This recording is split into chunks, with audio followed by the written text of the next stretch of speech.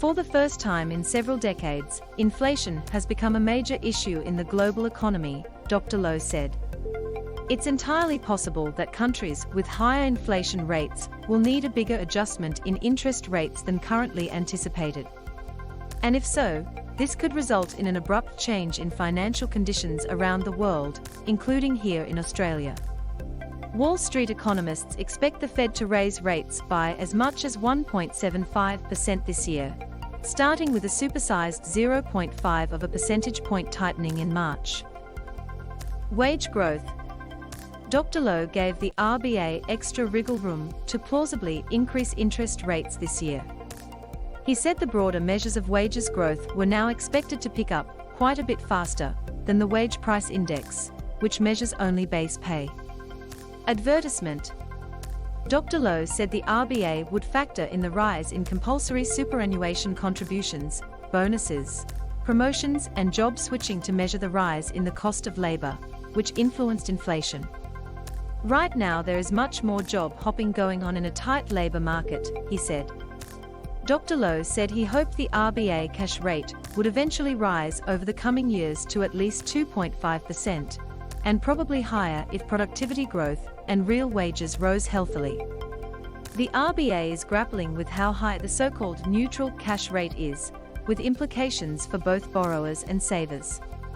If inflation is in line with the midpoint, 2.5%, of the RBA's target, Dr. Lowe hopes the real, inflation-adjusted, cash rate will rise above zero, implying a nominal cash rate of at least 2.5%. So if we just get to a zero real interest rate, then the cash rate would have to average at least 2.5% because that's what we want inflation to average, Dr. Lowe said, responding to questions from Liberal MP Jason Falinski.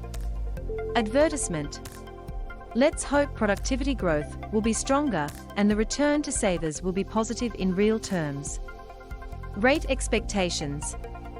However, Dr. Lowe admitted central banks around the world were struggling to get their real interest rates into positive territory. We haven't made up our minds on that, he said. We'll have to look at the evidence both here and globally. And everyone has been, negative or zero real interest rates. Commonwealth Bank of Australia projects the neutral cash rate to be just 1.25%, because highly indebted households are much more sensitive to interest rate changes. CBA expects the RBA to begin lifting rates in August. Advertisement. Dr. Lowe said when rates did rise, many borrowers would have repayment and saving buffers, wage rises and jobs, and the economy would be strong. The RBA governor played down comparisons between the surging 7.5% US headline inflation and the 3.5% consumer price index in Australia. Utility prices had jumped 25% in the US, whereas local electricity and gas prices were fairly muted, Dr. Lowe said. American used car prices had surged 40%, much more than Australia. US labor issues. Wage pressures in Australia were much more subdued because labour force participation had remained near record highs, thanks to the federal government's $90 billion JobKeeper wage subsidy retaining a link between employers and workers during the pandemic, he said. Advertisement. The US labour force had millions of workers drop out and not return during the pandemic, fueling labour scarcity and pushing up wages and prices more rapidly, Dr. Lowe said. The local multi-year enterprise bargaining system and annual pay increases for awards meant Australia's pay rises were more subdued and took longer to occur. Many US goods had recorded double-digit percentage increases in prices because supply chain disruptions had constrained the production of US goods and collided with the Biden administration's multiple fiscal stimuli fueling surging consumer demand, Dr. Lowe said. The prices have gone up, so the US is in a very different position than us, he said.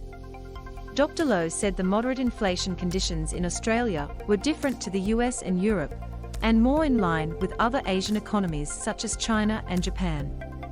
Inflation is not a problem in China, in Japan, in most of Southeast Asia, he said.